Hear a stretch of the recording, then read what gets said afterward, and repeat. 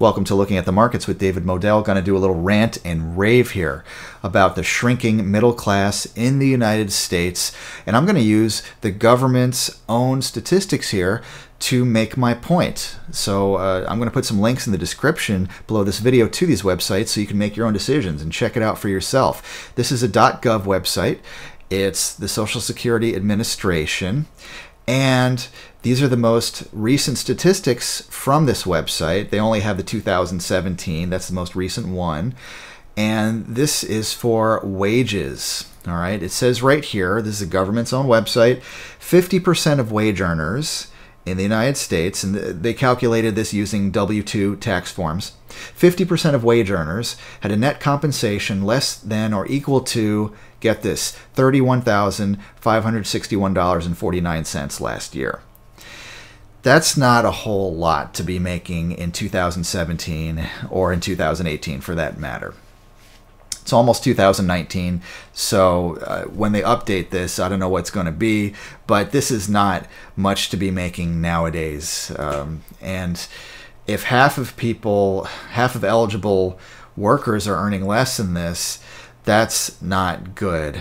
I would consider this to be, and if you're making less than this, I'm not making fun of you, believe me. I'm a former elementary school teacher. I know what it's like to not make a lot of money, all right? And you know, I would say that this is really living paycheck to paycheck in many cases, or just, you know, you lose your job and you could be homeless possibly. It wouldn't take much, or you could have really bad medical bills or whatever. So if half of people are making less than that, then where's the middle class anymore? I think it's shrinking down to practically nothing in this country because of this type of thing.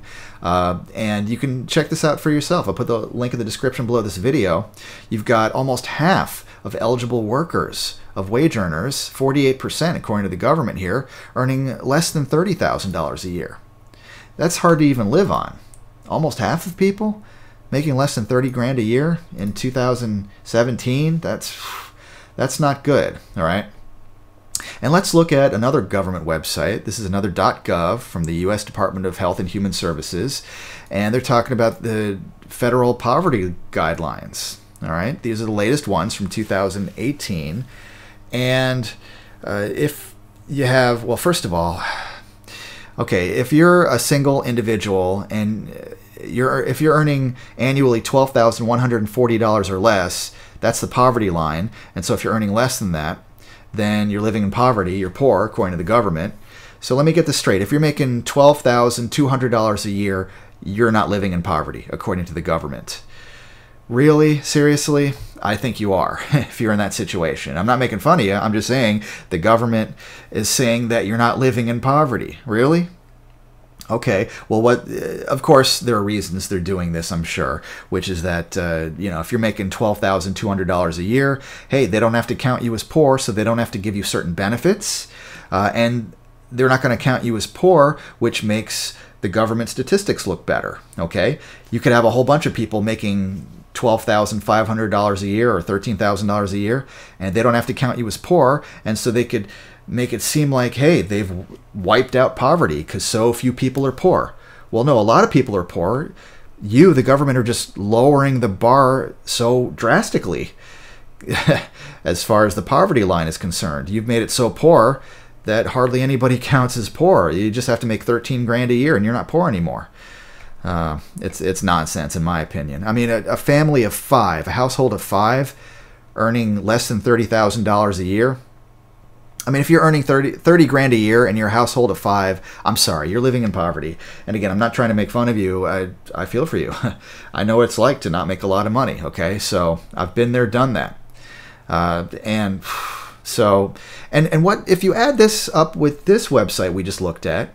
I mean, a family of five, and you've got almost half the population of individuals making less than $30,000 a year. And so if you've got a single parent, okay, with some kids, all right, which a lot of people are in that situation. Or maybe you have two parents, but one of them is not working for whatever reason, for health reasons, or they just want to raise the kids.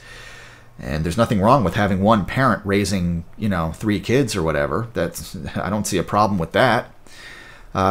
So maybe you only have one parent working, and almost half of people are making less than $30,000 a year. So how many households are living in poverty? A whole lot, if this is what poverty is. All right, so just do the math and you'll see there's not much left of the middle class. All right, I want to look at another government website. There's another .gov, U.S. Department of Labor, Bureau of Labor Statistics. And of course, they're saying, and please, 3.7% unemployment rate for October 2018, their most recent numbers here. You could believe that if you want to. I mean, come on. Meanwhile, it says here the participation rate for eligible adult workers is around 63%. So what, 37% of eligible workers are not working? That's not good. Why aren't they working? You know, that's not good at all. But if we focus on this, I mean, come on. 3.7%, do you believe that? I don't believe that. Here's a website that I found from John Williams. It's shadowstats.com. I'll put a link in the description below this video. Shadow Government Statistics. And this shows what is, to me at least, a much more realistic figure for the unemployment rate.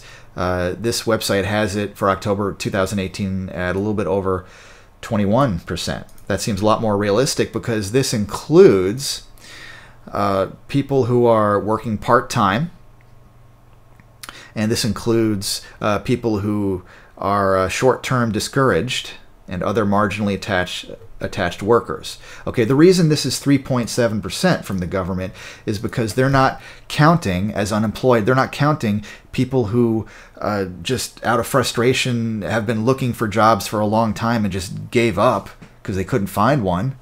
All right, those people, they just don't count as unemployed, even though they are, but they don't count it that way. Or if somebody has just a handful of hours a week of work, somebody works part-time, even if it's just a few hours per week, it's not enough to live on, but they still count them as employed. They don't count them in the unemployment rate, okay?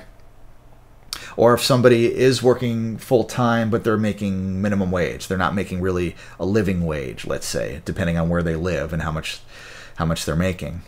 Those people are also counted as employed, all right? So there are a lot of people they're just not counting. That's how they keep that number so low. Yeah, 21.2%, that sounds more realistic to me for the unemployment rate right now, all right? So feel free to check out this link. I'll put it in the description below the video. And I want you to check out these websites on your own. Make your own decisions. Don't just believe everything that you're told from the higher-ups.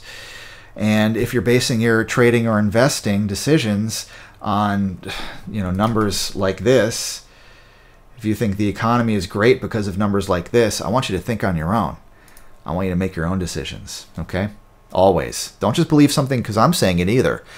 Do your own research, do your own due diligence, make your own decisions. That's how you win in the investing game. My name is David Moadel. Thank you for listening to me rant and rave on this important topic. Yeah, good luck, all right? Keep your eyes open. You'll be all right. I'll talk to you again soon.